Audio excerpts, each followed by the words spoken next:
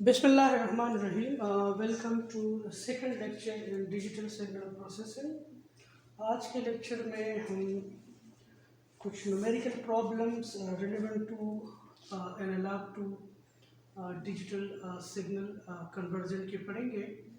सबसे पहले हम बेसिक से स्टार्ट करते हैं कि let's suppose you have analogue signal. ये जो आपके पास एनालॉग सिग्नल है, it can be completely described by three parameters. One is amplitude, the second is frequency, and the third parameter is the phase. ठीक है? So this is your analog signal. इस analog signal में ये जो height है, ठीक है? This height represent amplitude. ये हाइट अगर कम है तो इट्स मीन कि सिग्नल की एम्पलीट्यूड कम है, ये अगर ज़्यादा है तो इट्स मीन कि सिग्नल का एम्पलीट्यूड जो है वो ज़्यादा है। इसी तरह ये एक्स एक्सिस के अबाउट जो ऑसिलेशंस है, तो ये oscillation, this oscillation is described by the frequency. अगर ये ऑसिलेशन बहुत रैपिड है, यानी कम टाइम में ज़्यादा ऑसिलेशंस है, तो इट्स मीन कि this signal possess very high frequency. And the third one is the phase. ठीक है, कि अभी देखिए ये सिग्नल जो है यहाँ से स्टार्ट हो रहा है, ठीक है, सिग्नल का स्टार्टिंग पॉइंट क्या है। So if this is the signal, okay, so this signal and this signal is same, लेकिन इनका फेज डिफरेंस है। ठीक है, यहाँ पे फेज डिफरेंस है और यहाँ पे फेज क्या है, ज़ीरो है। So this analog signal is completely described by three parameters, namely frequency, amplitude and phase. ठीक है, so frequency, amplitude और phase जो है ये आपके पास इस सिग्नल की जो बिहेवियर है वो आप लोगों को बताता है। ठीक है, so continuous time sinusoidal signal is given for every fixed value of the frequency. ये सिग्नल जो है पीरियाडिक होगा। अगर आप इसको शिफ्ट देते हैं और आपके पास वही सिग्नल आता है जैसे आप सिग्नल सिस्टम में आप लोग पढ़ चुके हैं। अच्छा, जितनी इसकी फ्रिक्वेंसी जो है वो चेंज होगी, तो मतलब फ्रिक्वेंसी अगर कम होगी तो ऑसिलेशंस कम होंगे, और अगर फ्रिक्वेंसी आपके पास बढ़ रही है तो ऑसिलेशंस जो है वो आपके पास बढ़ेगी। Increasing the frequency results in increase in the rate of oscillation, और जो फ्रिक्वेंसी की रेंज है वो माइनस इन्फिनिटी से लेकर इन्फिनिटी तक है। यानी एनालॉग सिग्नल की अगर आप बात करें तो फ्रिक्वेंसीज आपके पास मेगाहर्ट्ज, गीगाहर्ट्ज में आपके पास होगी। अब अगर इसके करस्पॉन्डिंगली आप डिस्क्रीट सिग्नल को स्टडी करें, सो डिस्क्रीट सिग्नल में आपके पास जो डिफरेंस आता है वो फ्रिक्वेंसी के बेस पे आता है। यानी यहाँ पे जितनी फ्रिक्वेंसी ज़्यादा होगी कंटिन्यूस के केस में, तो उतनी ऑसिलेशन ज़्यादा होगी। लेकिन ये चीज़ जो है ये ट्रू नहीं है डिस्क्रीट टाइम के केस में। ठीक है, a discrete time sinusoidal signal में बी एक्सप्रेस एज, ठीक है, इसका जो नोटेशन है that is x of a cos omega n plus theta. Again a is representing the amplitude, omega is representing the frequency and theta represents the phase। ठीक है, अब ये जो इनका रेंज है वो तो माइनस इन्फिनिटी से इन्फिनिटी हो सकता है, लेकिन आपके पास जो फ्रीक्वेंसी है इसका रेंज जो है दैट इज फ्रॉम 0 to 2π। यानी दिस ओमेगा जो है इसका रेंज जो है 0 से लेकर 2π तक है, ठीक है, और या इसका रेंज जो है आप कह सकते हैं -2π to π तक है, ये इसका रेंज है। ठीक है, लेकिन यहाँ पे ये ज़रूरी नहीं है कि जो जो आपके पास फ्रीक्वेंसी बढ़ेगी तो आपके पास ऑसिलेशंस बढ़ेंगे। दिस इज नॉट नेसेसरी, ये भी हम देखेंगे कि क्यों। और फेज एंगल अगेन आपके पास वही इंफॉर्मेशन शो करती है जो आपके पास कंटिन्यूस टाइम सिग्नल में शो कर रही थी, और इसी तरह एम्पलीट्यूड अगेन वही इंफॉर्मेशन आपको शो कर रही है। ठीक है, लेकिन यहाँ पे जो चेंज है वो फ्रिक्वेंसी में है। ठीक है, सो यहाँ पे आप देखिए कि the frequency if has the dimensions of cycles per second. For example, the signal has 12 samples per cycles. अगर यहाँ पे फ्रीक्वेंसी का जो यूनिट है वो साइकिल्स पर सेकंड है, ठीक है। यानी फ्रीक्वेंसी इफ का जो है वहाँ पे हर्ट्ज यूनिट था, यहाँ पे साइकिल्स पर सेकंड है। तो अगर एक साइकिल में आप 12 सैंपल्स दे रहे हैं, देखिए हमने ये देखा था कि कंटिन्यूस टाइम सिग्नल जो आपके पास नेचुरली जो सिग्नल एग्जिस्ट करते हैं वो कंटिन्यूस टाइम सिग्नल्स होते हैं। तो उस कंटिन्यूस टाइम सिग्नल्स को डिजिटल प्रोसेसर में से प्रोसेस करने के लिए उसको डिजिटल सिग्नल में कन्वर्ट करना होता है। तो हमने देखा था कि पहला स्टेप जो था वो सैम्पलिंग था और फिर क्वांटाइजेशन था। तो सैम्पलिंग के केस में मैंने आप लोगों को बताया था कि हमने उसके टाइम एक्सेस को डिस्क्रिटाइज करना होता है।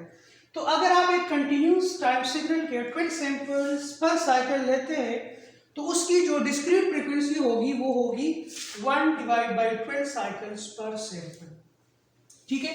या आप कह सकते हैं कि omega is equal to 5/6 radians पर सैंपल। तो देखिए you know that omega is equal to 2πf। So if omega is equal to 2πf, now what will be omega if 2π and what is f? F is 1 divided by 12 cycles per sample. So here by putting 1 divided by 12 you get omega is equal to 5/6. So this is how we get omega from frequency. So अगर आपके पास जो frequency है discrete time signals की 1/12 cycles पर sample है तो you have omega is equal to 5/6 radians पर sample, ठीक है। सो अब यहाँ पे हम ये देखेंगे कि आपके पास रिलेशन क्या है, ये हम आगे जाके स्टडी करेंगे। अब इसकी पीरियोडिसिटी के बारे में हम देखते हैं कि आपके पास एक डिस्क्रीट टाइम सिग्नल जो है वो कब पीरियोडिक होगा। कीप इन माइंड, अगर आप लोगों को अभी समझ नहीं आ रहा तो जब हम न्यूमेरिकल प्रॉब्लम्स करेंगे तो आप लोगों को ये चीज़ जो है ये क्लियर हो जाएगी। A discrete time sinusoid signal is periodic only if its frequency if is a rational number. By definition, यानी अगर आप किसी सिग्नल एक्सापिन को इन यूनिट शिफ्ट देते हैं और आपके पास वही सिग्नल आ जाता है तो इट्स मीन कि this signal is periodic with a period n, ठीक है। The smallest value of n for which the above equation is true is called the fundamental period. और इस इन को हम क्या कहते हैं? फंडामेंटल पीरियड कहते हैं। The proof of periodicity property is simple. Simple कैसे? Let's suppose you have original signal. Original signal क्या है?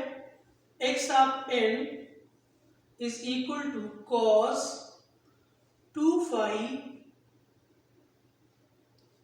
f naught n, okay. So अब आपने क्या करना है? x of n plus n करना है, ये हो जाएगा cos 2π f नॉट, n के साथ क्या करना है? n प्लस n करना है, यानी इसको इन यूनिट शिफ्ट देना है। तो जब आप इसको इन यूनिट शिफ्ट देंगे, ठीक है, so what you have to do, you have just used this formula that cos alpha plus beta is equal to what? That is cos alpha cos beta minus sin alpha sin beta, okay. So this is alpha and this is beta. So you can write this as, ये आप क्या लिख सकते हैं कि cos 2π f naught n plus n is equal to what? Cos alpha. तो 2π f not and alpha is n, cos 2π f naught and beta is what? This n minus sin 2 phi f naught n sin 2 phi f naught n. Now n is 0, 1, 2, 3, 4 and up to so on. So if this is the value of n, okay, so what we will have, देखिए cos अगर n की जगह 0 put करें तो ये cos क्या हो जाएगा, cos 0 हो जाएगा, cos 0 is 1. n की जगह अगर आप 1 पुट करें तो cos 2 phi f naught, ठीक है, ये अगेन 1 हो जाएगा. इसी तरह अगर आप यहाँ पे 0 पुट करें तो sin 0,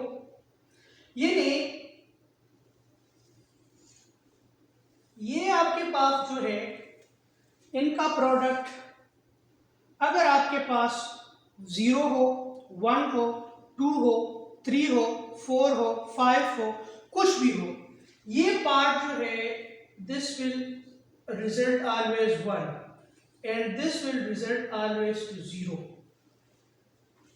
ठीक है, सो यहां पे आपके पास क्या हो जाएगा कि cos 2 phi f naught n plus n is equal to cos 2 phi f naught n. यानी you can say x of n plus n is equal to x of n. So that is why it is called periodic signal having period n. ठीक है, यहां पे आप देखें कि if 2 phi f naught 2 phi f naught n, if this 2 phi f naught n is equal to 2 k phi, ठीक है, यानी अगर 2 phi f naught n जो है ये अगर 2 k phi के बराबर है और k जो है k ranges from 0, 1, 2 up to any integer n. So this signal will be periodic. यहां पे देखिए कि the proof of periodicity property is simple, कि ये आपके पास इसके बराबर होगा अगर 2 phi f naught n जो है 2 k phi के बराबर है, यानी अगर f naught जो है k by n के बराबर है, f naught is equal to k by n. So this was a proof of the periodicity property, कि आपके पास एक डिस्क्रीट टाइम सिग्नल जो है वो तब पीरियोडिक होगा जब वो ये कंडीशन जो है वो सेटिस्फाई करेगा.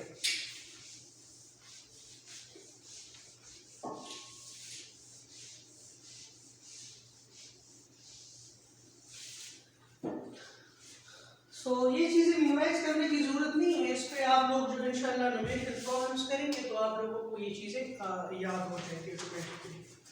अब यहाँ पे आप देखें कि the concept of frequency, again वही topic continues. A discrete times on a side whose frequencies are separated by integer multiple of 2 pi are identical. देखिए इसके कहने का मकसद ये है कि आपके पास एक सिग्नल है cos ओमेगा नॉट n, तो ये सेम है cos omega not plus 2 phi n के. यानी अगर आपके पास कोई भी सिग्नल्स हो, ठीक है, तो अगर वो क्या हो separated by multiple of what 2 phi n, अगर वो 2 phi n से, तो इसको हम लिख सकते हैं कि cos omega nought n is equal to cos omega nought n plus 2 phi n. ये कहते हैं कि ये आइडेंटिकल है, cos ओमेगा नॉट और cos omega nought n plus 2 phi n, ये आइडेंटिकल है. ठीक है, सो इसका प्रूफ क्या है, अगेन वही cos अल्फा प्लस बीटा वाला फार्मूला, अगेन वो आप अप्लाई करें, सो you will get what cos alpha cos beta cos alpha cos beta minus sin alpha sin beta. अब इनकी जगह कुछ भी पुट करो, इनकी जगह आप 0, 1, 2, 3, 4 एंड सो ऑन कुछ भी पुट करो, this terms will always equal to 1 and this term will always equal to 0. So cos omega naught n plus 2 phi will be equal to cos omega naught n. So this is the proof. ठीक है.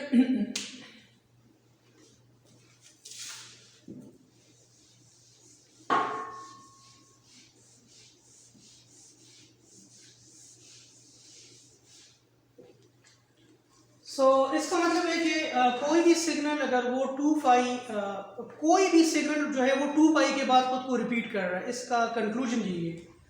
ठीक है. सो यानी आपके पास एक cos omega nought n है, this will be identical अगर क्या हो ओमेगा नॉट जो है it is separated by multiple of integer multiple of 2 पाई. ठीक है. और जो ओमेगा है उसका जो रेंज है वो -5 से लेकर 5 तक है. The highest rate of oscillation in a discrete time sinusoid is attained when omega is equal to 5. अच्छा, अब देखिए हाईएस्ट रेट मैंने आप लोगों को बताया था कि कंटिन्यूस टाइम सिग्नल में जितनी आप फ्रिक्वेंसी बढ़ाएंगे ना तो उतना आपके पास जो है उतना आपके पास फ्रिक्वेंसी ऑसिलेशंस बढ़ेगी. लेकिन यहाँ पे लाजमी नहीं है कि फ्रिक्वेंसी बढ़ाने से आपके पास ऑसिलेशन जो है वो बढ़ेगी. इसका एग्जांपल मैं आप लोगों को देना चाहूँगा. ठीक है. आगे ये मेंशन है इट इज़ नॉट नेसेसरी. ठीक है. अगर आप इस रेंज में देखें तो मैंने आपको बताया था कि ओमेगा का जो रेंज है वो 0 से लेकर 2 पाई तक है, या आप कह सकते हैं कि -5 से लेकर 5 तक है. ठीक है. सो यहाँ पे अगर इस रेंज को आप देखते हैं तो ये लाजमी नहीं है कि अगर आप ओमेगा 0 से लेकर 2 पाई की तरफ बढ़ाएंगे तो आपके पास जो है ऑसिलेशन बढ़ेगी. ठीक है. इसका हम थोड़ा स्टडी करेंगे, लेकिन पहले इस टेबल को मुझे एक्सप्लेन करने दें. cos ओमेगा नॉट n, जब ओमेगा के पास 0 होगा तो फ्रीक्वेंसी 0 होगी और उसका पीरियड जो है वो क्या होगा, इनफाइनाइट होगा.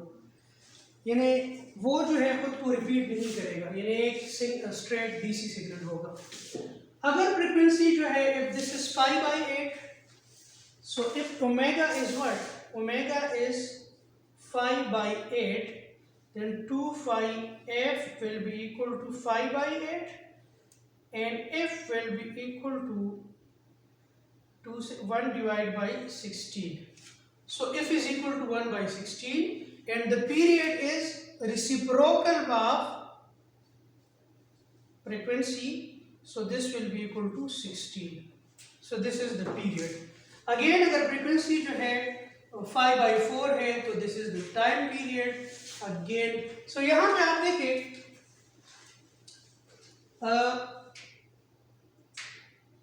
कि आप लोगों के पास ओमेगा यानी रेडियंस पर सेकंड, सैंपल्स पर सेकंड, और जो n है जो टाइम पीरियड है वो आप लोगों के पास क्या आता है. ठीक है. अब हम देखेंगे कि फ्रीक्वेंसी बढ़ाने से आपके पास जो है आपके पास रेट ऑफ ऑसिलेशन जो है वो नहीं बढ़ रही.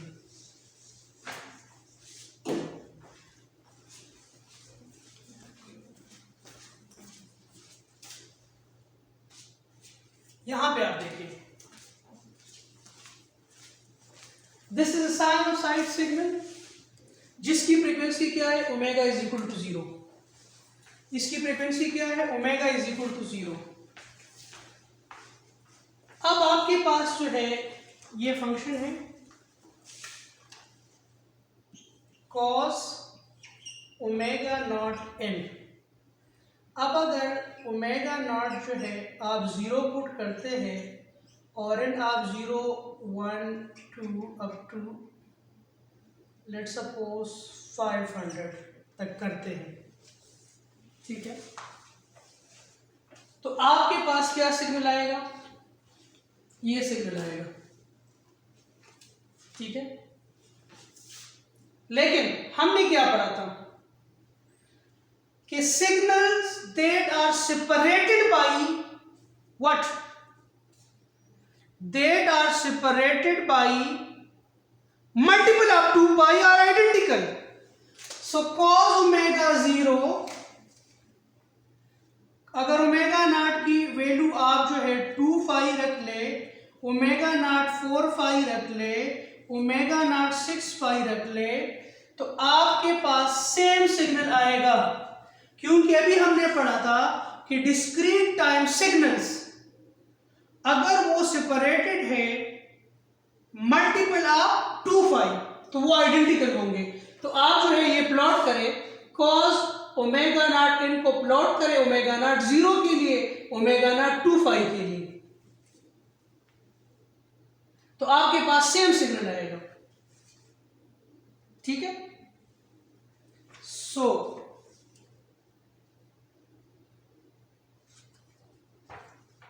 अच्छा,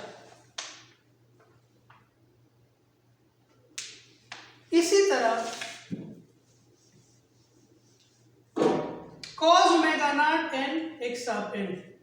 अब पहले आपने ओमेगा नॉट जो था वो 0 रखा, ठीक है, तो आपके पास ये सिग्नल बना।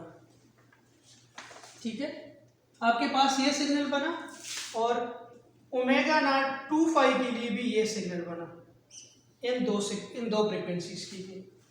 फिर आप लोगों ने क्या किया कि x of n is equal to, ये मैटलैब में आप प्लॉट कर सकते हैं, cos omega nought 5 by omega nought n को प्लॉट किया, लेकिन ओमेगा नॉट आपने क्या लिया 5/8। तो जब आप लोगों ने फ्रीक्वेंसी 0 से 5/8 कर ली, यानी थोड़ी सी बढ़ा दी, तो आपके पास ये सिग्नल आ गया। लेकिन अगेन 2 पाई माइनस 5/8 आपके पास क्या आएगा, 16 पाई, ऐसा ही होगा, -5 divide by 8, so you can say 15 5/8। सो ये सिग्नल जो है ये आपके पास आएगा ओमेगा नॉट 5 और 2 5 के डिस्टेंस पे कौन सा सिग्नल है, 15 5/8। Omega naught 15 5/8। ये अगर आप ये फ्रीक्वेंसी सेट करते हैं, so you will get this signal, you will get this signal. इसी तरह यहां पे आप देखें कि x of n is equal to cos omega nought n। अब यहां पे ओमेगा नॉट की वैल्यू आप क्या रखते हैं, 5/4। अच्छा, अब हमने पढ़ा था कि 5/4 से अगर 2 5 के डिस्टेंस पे आप सिग्नल देखें तो वो भी सेम होगा। So 2 5 minus 5/4 is equal to what, 8 5 minus 5 divide by 4, 7 5/4। So ये सिग्नल जो है ये आइडेंटिकल होगा ओमेगा नॉट 5/4 के लिए, ओमेगा नॉट 7 5/4 के लिए। यानी अगर आप लोग मैटलैब में ये सिग्नल प्लॉट करें कि x of n is equal to cos omega nought n, omega nought की जगह अगर आप 5/4 पुट करते हैं और अगर 7 5/4 पुट करते हैं, तो you will get this signal.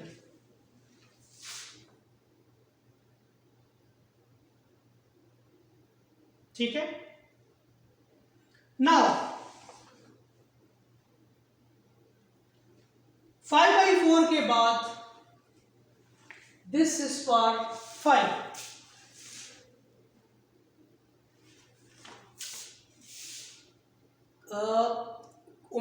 x of n is equal to cos omega nought n, omega nought अगर आप 5 रख लेते हैं, ओमेगा नॉट अगर आप 3 5 रख लेते हैं, ओमेगा नॉट अगर आप -5 रख लेते हैं, so you will get the same signal. ठीक है, सो यहां पे आप देखें कि 15 5/8 is more than 5/4. 15 5/8 is more than 5/2, लेकिन यहां पे ऑसिलेशंस देखें और यहां पे ऑसिलेशंस देखें, अगेन 15 5/8 is greater than 5, लेकिन यहां पे ऑसिलेशन देखें और यहां पे ऑसिलेशंस देखें, यहां पे रैपिड ऑसिलेशन यहां पे नहीं है। तो इट इज नॉट नेसेसरी कि ओमेगा नॉट जो है वो आप बढ़ाएंगे तो उससे आपके पास क्या होगा, ऑसिलेशन बढ़ेगी, ये लाजमी नहीं है, बल्कि आपके पास जो है, आपके पास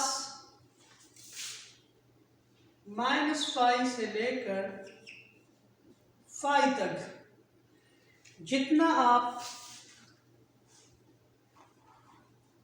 चेंज करेंगे, ठीक है, तो आपके पास उस हिसाब से सिग्नल्स आएगा। ठीक है, अब यहां पे देखें कि बहरूपिया किसे कहते हैं, हम शक्ल बहरूपिया, इंग्लिश में उसे कहते हैं एलियास।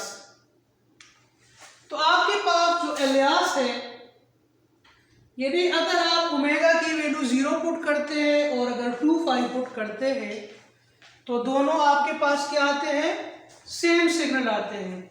तो हम कहते हैं कि omega is equal to 0 is an alias of omega is equal to 2 5।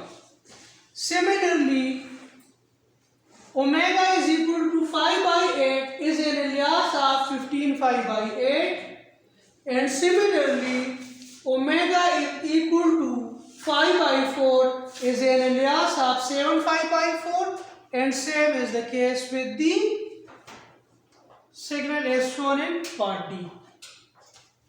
ठीक है, so this was the concept of aliasing. ठीक है, इसको हम डिटेल में नेक्स्ट स्लाइड्स में हम इसको पढ़ेंगे कि एलियासिंग को कैसे अवॉइड किया जाए। ठीक है, तो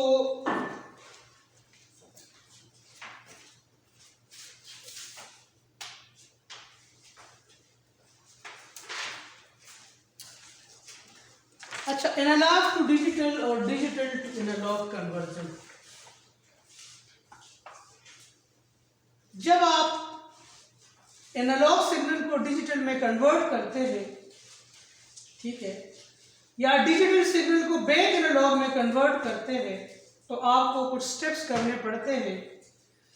if you are changing analogue signal into digital signal, सबसे पहले आप उनकी सैंपलिंग करते हैं। सैंपलिंग में आप टाइम एक्सिस को यानी इंडिपेंडेंट वेरिएबल को डिस्क्रिटाइज करते हैं।